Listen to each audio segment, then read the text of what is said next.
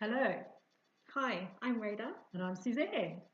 And in this video, we're going to discuss the historical development of the Aboriginal community and future prospects of how schools can play a vital role in bringing back hope. And thereby increasing future prospects of future generations, Aboriginal and non-Aboriginals alike. Okay, Rita, how do you want to inform and provoke action? Well, Suzanne, the first thing I believe, is that God actually did bring us together for a purpose. And the question then is, how do we work through that? So, to answer this question, as a foundation, I would create a culturally safe classroom where there is an attitude of mutual learning between teacher and student, as well as from students to each other, with the teacher as a facilitator in order to build trust in our classroom. My pedagogy would then involve emphasising literacy by implementing bilingual texts, for example, Aboriginal and non-Aboriginal languages included. But I also think it's important to create a mindset with our children that because we are sharing this land together, we are therefore joint owners and joint stewards. Why is this so? Because if we take care of this land, it will take care of us, and that is how we take care of each other. Okay, I understand that. I guess from my point of view, I believe the development of Aboriginal history and cultures should be grounded in Christian stewardship, that meaning godly wisdom, compassion, and empathy. To achieve this is to recognise and acknowledge where hope within the culture has been lost. My vision of a future role schools can play to provide the models is of the two-way approach to teaching and learning, which is Aboriginal and non-Aboriginal people working side by side. So, can you actually give me an example of that?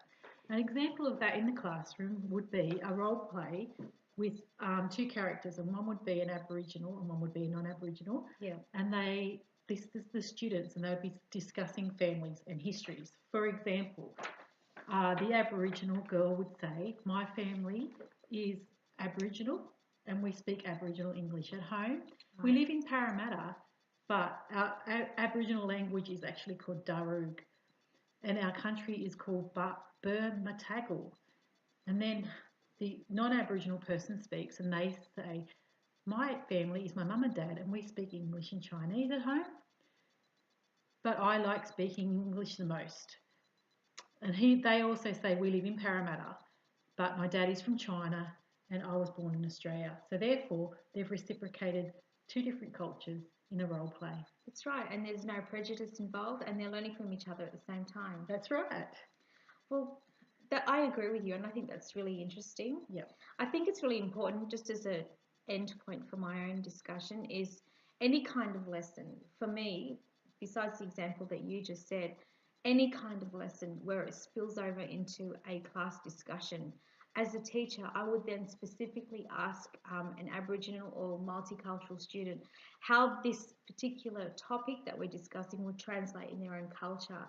And again, like your example was sharing backgrounds, but this example would still be sharing, but sharing points of view, perspectives. Oh yes, I understand. And I guess my whole purpose would be is to the same, sharing each other's histories and cultures and perspectives, and even also going the step further to empower the Aboriginal to learn standard Australian English through literacy, and that is just to give them literacy skills to move into the future. Of course, Yeah, that's without a doubt. yeah.